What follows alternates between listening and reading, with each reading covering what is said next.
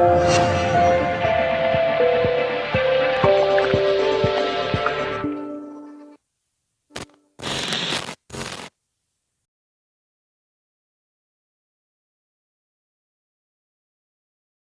genapi janjinya. Kalau engkau bayar perpuluhan, engkau pasti diberkati. Kalau engkau membayar perpuluhan 6 bulan, engkau nggak diberkati, lapor saya. Saya robek ini Alkitab. Saya berhenti jadi pendeta. Allah bukan jadi ekor. Percaya janji Tuhan. Tuhan gak pernah bohong, Tuhan gak pernah berdusta. Genapi janji. Kalau engkau bayar perpuluhan, engkau pasti diberkati. Kalau engkau membayar perpuluhan 6 bulan, engkau nggak diberkati, lapor saya. Saya robek ini Alkitab. Saya berhenti jadi pendeta. Berarti apa yang saya khotbahkan ini bohong. Orang Kristen jalannya naik terus. Katakan yes. Yang di rumah katakan yes. Katakan aku naik terus. Saudara, kalau lihat ada gereja bendaharanya istri pendeta, sudah jangan lagi beri apapun ke gereja itu. Keuangan yang dikuasai oleh nyonya pendeta, itu keuangan apa ya? Kalau gereja tidak mau bertobat di dalam keuangan, tidak mau dikelola profesional, gereja itu harusnya tutup. Kenapa terus ada gereja yang menyelewengkan uang jemaat, lalu dipakai dengan tidak bertanggung jawab? Waktu mau dicek kemana uang, oh nyonya pendeta yang kelola. Kemudian perpuluhan dikejar, lalu diselewengkan untuk pribadi. Saudara, gereja harus kejar jemaat perpuluhan. Saudara yang tidak berikan perpuluhan, saudara dosanya besar sekali. Tuhan mau perpuluhan, jadi kesempatan engkau berbagian berikan kepada Tuhan. Saya tidak pernah tidak berikan perpuluhan. Saya tidak pernah lalai. Kalau saya dapat tambahan, karena saya jadi pembicara di luar, diundang oleh gereja mana, saya selalu akan utamakan perpuluhan. Jemaat harus lakukan hal yang sama. Yang masih tidak setia perpuluhan, kamu harus bertobat. Jika perpuluhanmu tidak setia, engkau tidak mungkin dianggap setia oleh Tuhan. Tuhan mengukur bagaimana engkau perlakukan keuangan. Jadi ingat baik-baik, gereja harus menuntut jemaat berikan perpuluhan. Saya pikir kadang-kadang saya lupa tuntut orang berikan perpuluhan. Tapi ini harus. Kadang-kadang catatan perpuluhan harus dibaca oleh hamba Tuhan. Lalu diselidiki, mana yang belum berikan perpuluhan. Lalu harus ditegur. Kenapa mesti ditegur? Karena itu dosa. Saudara lihat ada orang berzina, langsung ditegur. Saudara lihat ada orang terlibat seks yang tidak beres, harus ditegur. Jemaat yang keuangan tidak beres, wajib ditegur. Maka saya akan ketatkan ini. Saudara yang daftar namanya memberikan perpuluhannya sangat tidak setia, kami akan tegur. Kami akan berikan peringatan kalau perlu. Tapi saudara harus tahu, perpuluhanmu tidak dikelola oleh pendeta. Perpuluhanmu tidak dikelola oleh nyonya pendeta. Perpuluhanmu dikelola oleh bendahara yang bertanggung jawab kepada sinode. Sinode menuntut laporan ketat. Kamu uangnya dikemanakan? Nah, ini sangat-sangat dipertanggungjawabkan. Jadi saya tidak atur uang yang masuk. Saya dan nyonya saya tidak pernah ikut-ikutan apapun. Dan hamba-hamba Tuhan tidak ikut campur di dalam pengelolaan. Uang mau diapakan, uang datang lalu dipegang, dikelola. Tidak. Maka gereja yang baik, yang hamba Tuhannya bersih keuangannya, wajib menuntut jemaat setiap perpuluhan.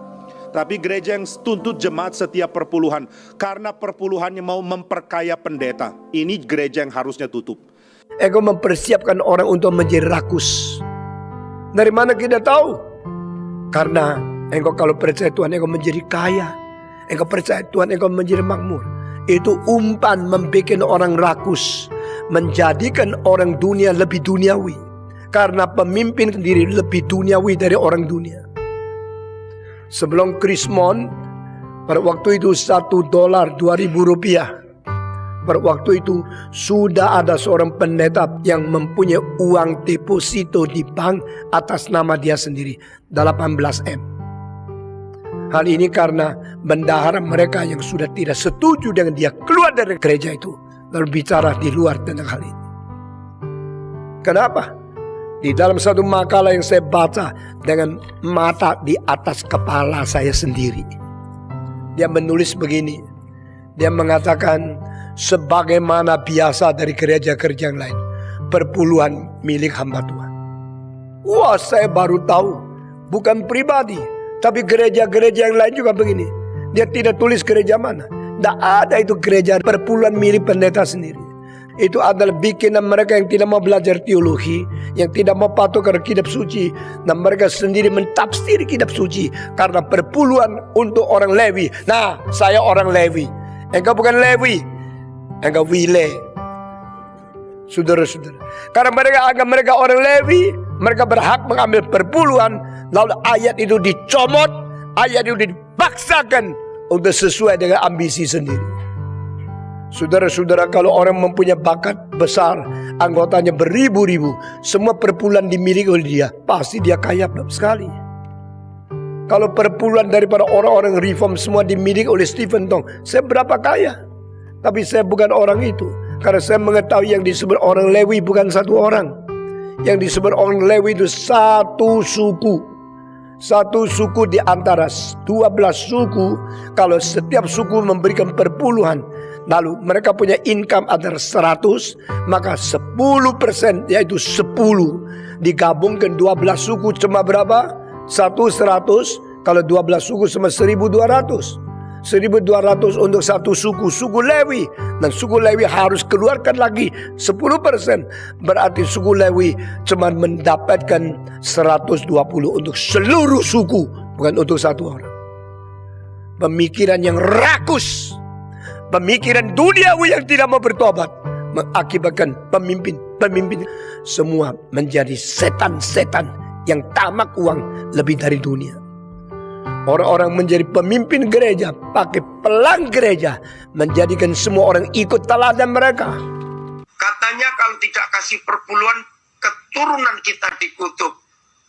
Ngaco itu pendeta. Jangan dengar. Nggak ada orang nggak memberi perpuluhan kena kutuk. Itu pendeta setan itu dalam nama Yesus. Cepat keluar dari gereja yang mengatai seperti itu. Maaf. Bahkan ada gereja pendetanya berani berkata, kalau kamu nggak memberi perpuluhan masuk neraka. Wih, ngeri. Saya mau katakan kepada saudara, Tuhan nggak pernah butuh duit kita. Saya ulangi, Tuhan nggak pernah butuh duit kita. Dia punya segala-galanya. Yang butuh duit itu para pendeta yang mata duitan itu. Maaf. Tapi saya heran, kok masih banyak jemaat yang mau dibodohi oleh pendeta-pendeta yang duit terus khotbahnya. Hari ini stop, saudara. Bicara itu. Ada banyak orang yang bilang, perpuluhan itu hanya perjanjian lama. No, Yesus juga bicara tentang perpuluhan. Bahkan Yesus berkata, yang satu kamu lakukan, ya kan? Yang lain jangan kamu abaikan. Yang satu harus kamu lakukan. Artinya hal-hal mengenai perjanjian lama yang masih harus kita lakukan, ya kan? Tetapi yang lain jangan kamu abaikan, tentang kasih, keadilan, kebenaran gitu. Jadi Alkitab bilang hukum harus kita jalankan, tetapi kasih, kebenaran, dan keadilan juga kita jalankan bersama-sama. Jadi kalau sudah tanya sama saya, berarti perpuluhan juga berlaku untuk kita yang di perjanjian baru. Ya, karena Yesus jelaskan, kalau hidup keagamaanmu tidak lebih benar dari orang Farisi, kamu tidak layak. Hanya bedanya, orang Farisi memberi karena takut. Oh, kita harus beri perpuluhan, kalau nggak kita dikutuk. Tetapi anak-anak Tuhan memberi kenapa? Karena Tuhan terlalu baik buat hidup saya, ya kan? Perhatikan baik-baik, sekali lagi kata kuncinya, dengar petunjuk dari Tuhan, saudara. Tuhan berbicara kepada dia untuk memberikan persepuluhan 20%. Dia kaget, saudara. Di masa seperti ini, kok malah disuruh kasih persepuluhan 20%. Sedangkan dia mengalami, saudaraku, bulan yang lalu justru pekerjaannya menurun. Kalau bulan ini kasih persepuluhan 20%, terus bagaimana dengan kehidupannya? Akhirnya ibu ini, saudaraku, dia berdiskusi dengan suaminya. Dan dia katakan kepada suaminya, kalau memang Tuhan suruh saya untuk kasih persepuluhan dulu 20%. Sekarang, bagaimana pandangan sang debater terhadap perpuluhan? Sama seperti judul ini, satu ayat meruntuhkan doktrin perpuluhan. Sebenarnya bukan satu ya, dua, tetapi satu itu terikat dengan ayat berikutnya. Sebenarnya Tuhan sudah membuka rahasia ini di dalam Ibrani 7. Coba semua ya, ayo mari kita buka Ibrani 7 ayat 5 dan 6. Ayo silakan ya. Di sini sudah dibilang, dan mereka dari anak-anak Lewi yang menerima jabatan iman mendapat tugas menurut hukum Taurat untuk memungut persepuluhan dari umat Israel. Jadi yang berhak menerima persepuluhan itu adalah kaum Lewi. Apakah kamu kaum Lewi? Itu pertanyaannya ya. Nah, dan itu menurut hukum Taurat. Nah, sekarang kamu di gereja memungut perpuluhan. Hukum apa yang kamu lakukan? Apakah hukum Taurat juga? Kalau hukum Taurat kamu bawakan, kamu bukan kaum Lewi. Lantas hukum yang mana kamu bawakan? Hanya satu hukum yang bisa kamu siapkan lagi untuk memungut perpuluhan.